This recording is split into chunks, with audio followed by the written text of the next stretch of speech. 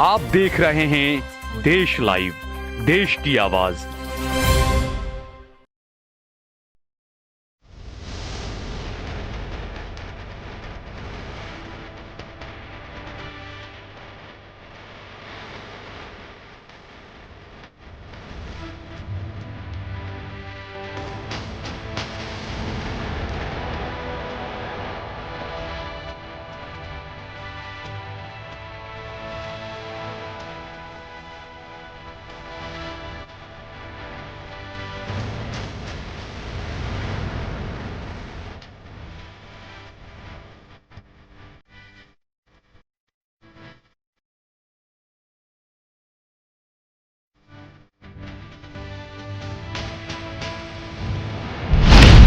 अस्सलाम वालेकुम, आदाब, नमस्कार, सत श्री अकाल। देश लाइव में आपका स्वागत है। मैं हूं सहल कुरैशी। दोस्तों, ये वीडियो आपने देखी, मजा आया? कैसा लगा? जबरदस्त, रॉक स्टार, बिल्कुल सही कहा आपने। अब आपको एक और वीडियो दिखाता हूं दोस्तों। जब हमारे मोदी साहब बेंगलोर में तेजस एयरक्राफ्ट की उड़ान भर रहे थे, ये फोटोशूट करवा रहे थे, आसमान के अंदर हाथ लहरा रहे थे। किसको हाथ दिखा रहे थे नहीं पता।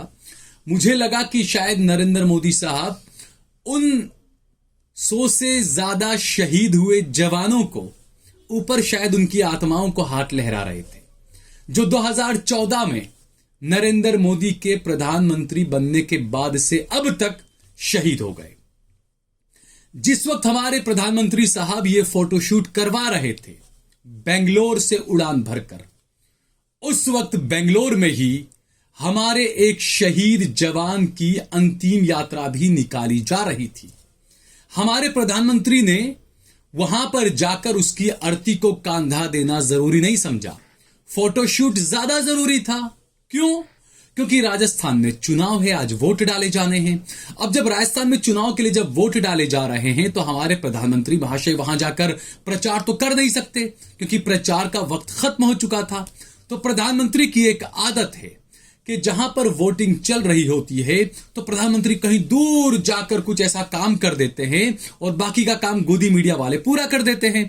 गोदी मीडिया वालों ने मोदी जी के इस वीडियो को, इस फोटोशूट को हर चैनलों पर, सोशल मीडिया पर इस तरीके से चमकाया कि राजस्थान के अनभक्त तो मानो आंदोलित हो गए। ओहो, मोदी जी क्या लग रहे हैं, हीरो की तरह लग रहे हैं। भाई देखिए, आप समझिए, क्रोनोलॉजी को समझिए दोस्तों।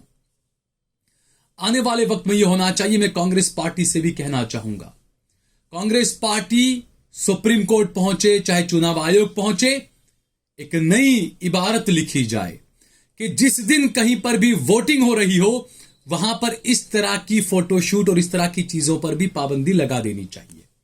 देश में कहीं पर भी, या उस प्रधानमंत्री, उस मुख्यमंत्री को कहीं पर भी चाहे शटडाउन रखिए ना एक दिन आप अपने कामों को। मैं काम की वो बात नहीं कर रहा हूं, इस तरह के जो इवेंट है, इस तरह के इवेंट नहीं किए जाने चाहिए अगर देश में कहीं पर वोट डाले जा रहे हों उस वक्त।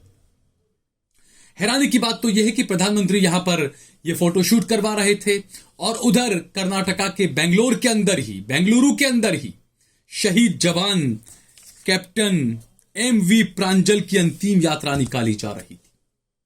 और दूसरी एक और बात आपको बताऊं दोस्तों, क्योंकि अनबक पूछेंगे राहुल गांधी क्यों नहीं गए। राहुल गांधी देश का प्रधानमंत्री नहीं है, और देशभक्त होने के जो दावे करते हैं वो राहुल गांधी नहीं करते हैं, ये महाशय करते हैं जो तेजस में उड़ रहे थे। दूसरी बात,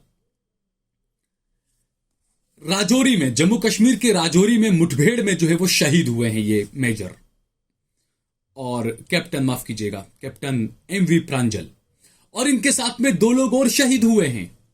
उन 2 शहीदों के नाम हैं कैप्टन शुभम गुप्ता और दूसरे हैं अब्दुल मजीद। ये 3 लोग शहीद हुए हैं जम्मू कश्मीर के राजौरी में। जी हां, हम उसी जम्मू कश्मीर की बात कर रहे हैं जहां के बारे में महाशय मोदी साहब और उनके तमाम चंगू पंगू चमचे बोला करते थे कि नोटबंदी के बाद तो आतंकवाद की कमर टूट गई है। एक सर के बदले 10 सर लाने की बात कही थी, लेकिन मोदी जी के प्रधानमंत्री बनने के बाद से अब तक तकरीबन हमारे 100 जवान शहीद हो चुके हैं। इनमें से 50 से ज्यादा जवान तो नोटबंदी के बाद शहीद हुए हैं। कौन जवाब देगा? ये गोदी मीडिया क्या धांसू फोटोशूट करार दे रहा है नरेंद्र मोदी के इस फोटोशूट को, जबकि जो जवान शहीद हो रहा है इस पर कोई सवाल नहीं उठाएगा। और दूसरी एक और बात, आपको एक और खबर दिखाता हूं दोस्तों। इन्हीं में से जो शुभम गुप्ता हैं, जब वो शहीद हुए, जब उनके घर वालों को पता चला, तो योगी साहब के 2 मंत्री पहुंच गए वहां पर चेक लेकर। 15 लाख या 20 लाख का चेक उन्हें दे रहे हैं। उस शहीद की मां रोते हुए कह रही है, प्लीज आप इसे इवेंट न बनाए, तमाशा न बनाए, मेरा बेटा शहीद हुआ है। इस वीडियो को देखिए। जरा एक मिनट आप मैडम एक मिनट थोड़ा पीछे हो जाओ। मुझे सब कुछ नहीं चाहिए। देखा दोस्तों आपने, ये जो तमाम चीजें हो रही है ना, प्रधानमंत्री फोटोशूट कर रहे हैं उसी बेंगलोर में जहां पर अंतिम यात्रा निकल रही थी, उसी बेंगलोर में प्रधानमंत्री भी थे। अब शायद कभी शर्म आ जाए तो उसके घर पर पहुंच जाए तो अलग बात है। फोटोशूट कंप्लीट हो गया है, वोट भी खत्म हो चुके हैं, डाले जा चुके हैं राजस्थान में। अब शायद प्रधानमंत्री कभी पहुंच जाए तो अलग बात है। और जो योगी आदित्यनाथ जी हैं, वो तेलंगाना में रैलियों को संबोधित कर रहे हैं। उन्हें भी इतनी सुध नहीं आई कि आगरा के अंदर जो रह रहा है, जो जवान जो शहीद हो गया बॉर्डर पर, जम्मू कश्मीर के राजौरी में जो शहीद हो गया, उसके घर पर नहीं गए। और कुछ लोग चले गए चेक लेकर और वहां पर तमाशा करने लगे। तो ये कितनी इनकी हसासियत, इनकी गंभीरता कितनी है सैनिकों के तई, देश की सेना के तई। आप देखिए कि चुनावी रैली ज्यादा जरूरी है, फोटोशूट करवाना ज्यादा जरूरी है। जो लोग कहा करते थे हमारे सैनिक ही हमारे लिए सब कुछ है, अरे भाई जाकर दिवाली पर मिठाई बांट के खा लेना, वहां पर बॉर्डर पर यह सब कुछ नहीं होता है। आप ऐसे बुरे वक्त में कितने सैनिकों के घर पर गए बताइए आप? 40 जवान जो शहीद हुए थे पुलवामा में, क्या आप किसी एक के घर पर गए? और उनके नाम पर आपने वोट खूब मांगा, खूब वोट मांगा आपने उनके नाम पर, उन शहीदों के नाम पर। और जब एक इंटरव्यू में किसी ने पूछा आपको, तो आप कहते नहीं, मैंने शहीदों के नाम पर वोट नहीं मांगा। जबकि रैलियों के अंदर नरेंद्र मोदी उन शहीदों के नाम पर लगातार वोट मांगते रहे। आप समझिए इनकी कथनी और करनी में कितना अंतर है। देश की जनता को इन चीजों को समझना पड़ेगा। और जो गोदी मीडिया है, जिनको सवाल उठाने चाहिए, वो सवाल नहीं उठा रहे, वो चाटुकारिता में लगे हुए हैं। उन्हें जरा सी भी शर्म नहीं आ रही है। ये जो वीडियो मैंने आपको दिखाया कि जो शहीद की मां बीजेपी के नेताओं को बोल रही है तमाशा मत बनाओ, किसी गोदी मीडिया ने इस खबर को नहीं दिखाया। अगर यही कोई कांग्रेस का नेता होता और ये तमाम चीजें हो रही होती, तो ये गोदी मीडिया छाती पीट पीट कर, खुद की छाती पीट पीट कर मर चुका होता अब तक। लेकिन आप देखिए इनकी, क्या कहेंगे इससे, ये इतनी ज्यादा मक्कारी इसे कह सकते हैं आप, कि कितना दोहरा चरित्र इनका है। जैसा चरित्र इनके आकाओं का है, वैसा ही चरित्र ये सूट बूट में बैठे हुए गोदी मीडिया के एंकरों का है।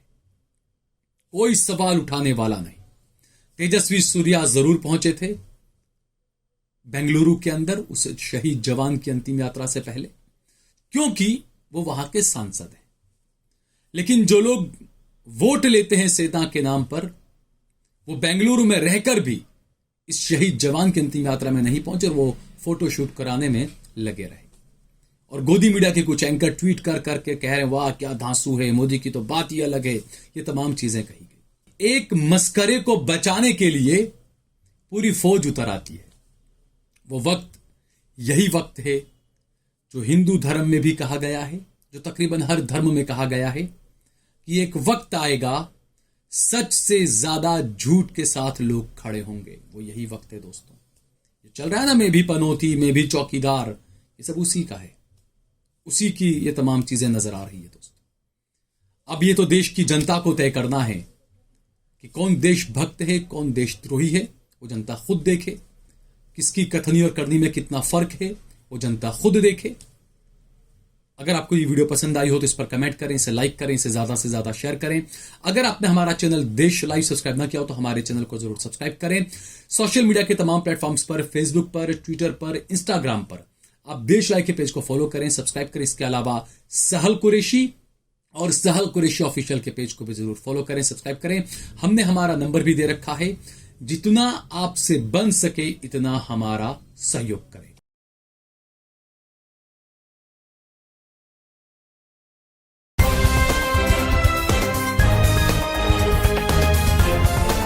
देश और दुनिया की तमाम छोटी और बड़ी खबरों के लिए हमारे चैनल को सब्सक्राइब करना न भूलें और बेल का बटन जरूर दबाएं।